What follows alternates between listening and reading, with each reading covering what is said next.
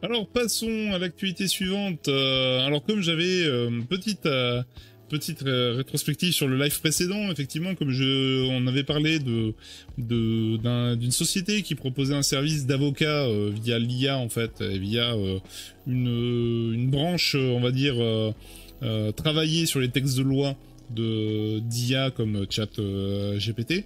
Et du coup, mais effectivement, ça se passe pas si bien que ça. Comme je l'avais dit, c'était peu probable que ça passe si facilement. Et donc aujourd'hui, c'est annoncé, donc là d'un article de Clubic, sous la pression d'avocats humains, l'intelligence artificielle ne pourra finalement pas plaider. Sans blague. On va regarder ça de plus près.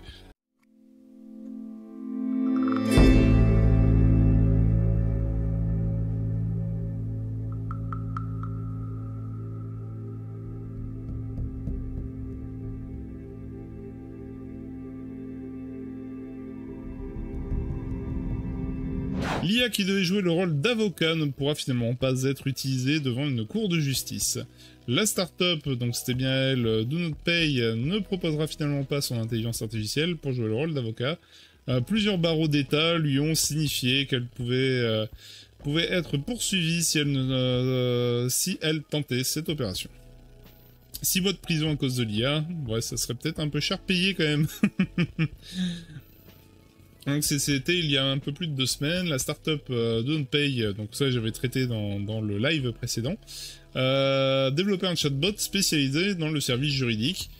Bon, je pense que ça sera pas perdu quand même ce qu'ils ont fait, hein. Je pense qu'il y aura quand même quelques sociétés, mais ça sera hors avocat et hors métier de la justice. C'est-à-dire ça sera du conseil, mais ça aura aucune valeur juridique. Voilà, à mon avis ça va finir comme ça. Mais bref...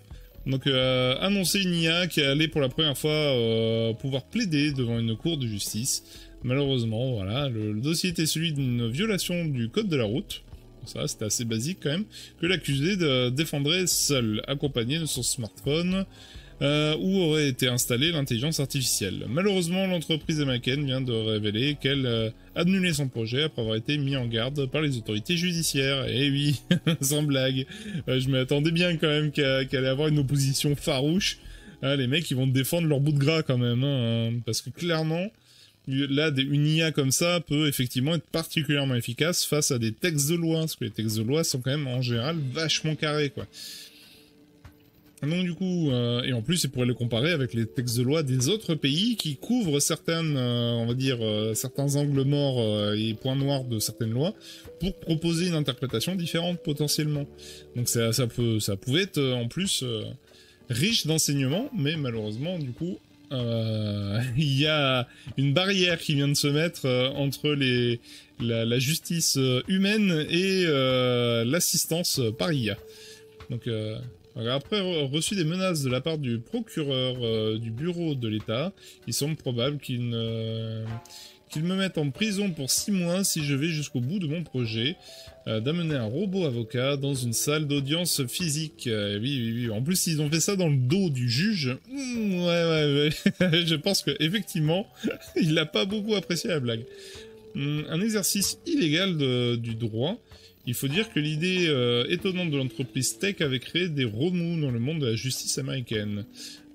Joshua Browder a ainsi expliqué que Do Not Pay avait reçu tellement de lettres sur le sujet qu'il devenait une sorte de distraction et surtout la société aurait pu être condamnée pour un exercice illégal du droit, ce qui entraîne dans certains États une peine de prison de 6 mois.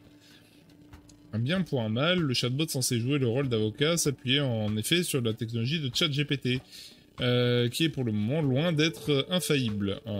Oui, alors après, sur les textes de loi, je pense que il doit pas être trop mauvais non plus. Mais, mais bon, bref. Est-ce que c'était pas un coup de com' aussi? Faut avouer. Parce que clairement, je pense que le mec, il devait être au courant quand même, que ça passerait pas et qu'éventuellement c'était illégal. Je serais pas surpris que c'est quand même un coup de com'. Parce que clairement, ça va servir à beaucoup de monde. Ça peut servir... Et du coup, c'est un vrai coup de com' aussi. Pour l'ensemble des bureaux d'avocats. Parce que les avocats ne veulent pas qu'ils plaident à leur place est une chose. Qu'ils ont un outil d'analyse automatique des textes de loi pour leur sortir les numéros de textes de loi correspondant à un problème juridique, Là par contre on discute. Donc je soupçonne quand même très fortement que c'est surtout un gros coup de com. Efficace hein, du coup ce que j'en parle, mais effectivement c'est dans l'air du temps, mais voilà, je pense qu'à mon avis il y a beaucoup d'avocats qui doivent se dire que effectivement ça serait pas une mauvaise idée d'utiliser ce genre d'outil.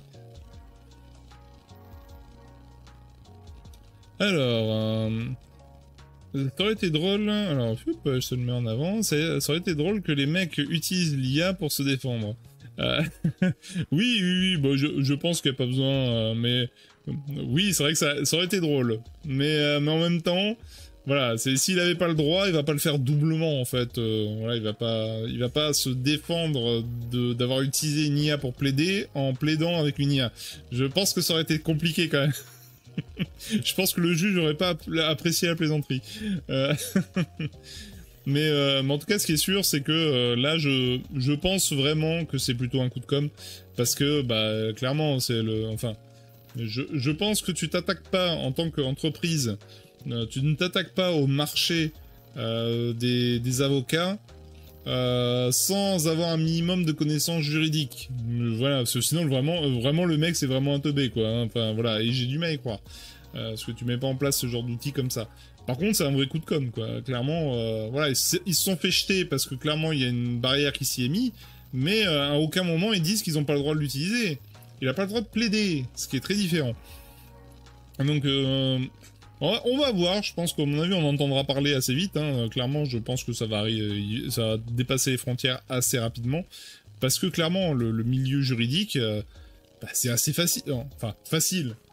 C'est un métier, hein, mais clairement, l'interprétation des textes, la lecture des données et le croisement de tous les textes de loi, et trouver en fait un angle d'attaque par rapport aux différents textes de loi pour minimiser les coûts, les risques pour un client.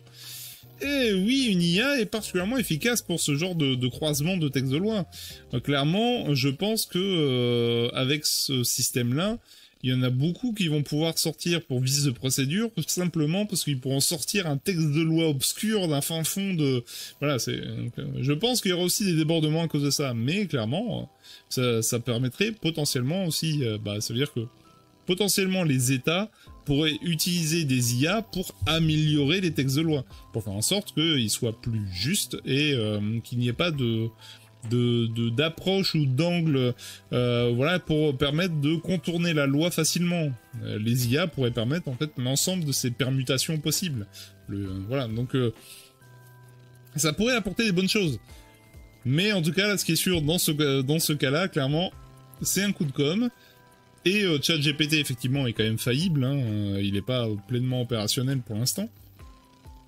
Mais clairement, ça peut donner des tendances, ça peut être très intéressant. Il y a déjà des IA aussi qui commencent à se positionner pour le milieu de la médecine, hein, comme j'avais dit dans mon live précédent. Donc, et je pense que clairement, au même titre que cette IA pour les avocats, je pense que dans le milieu de la médecine, ça aura aussi un grand intérêt. Voilà, il y a un autre projet, il faudrait que j'en parle. J'ai pas vu d'actu qui en a parlé aussi. Il y a que y penser qui a fait une vidéo dessus, mais t'as Dassault Systèmes qui ont mis en place aussi des outils de simulation, etc. Et on est quand même sur des outils qui peuvent sauver des vies, quoi. Donc voilà, je pense qu'à un moment donné, il y a un équilibre qui va se faire. En tout cas, voilà, cette fois-ci, voilà, malheureusement, on n'aura pas d'avocat IA commis d'office pour l'instant. Voilà.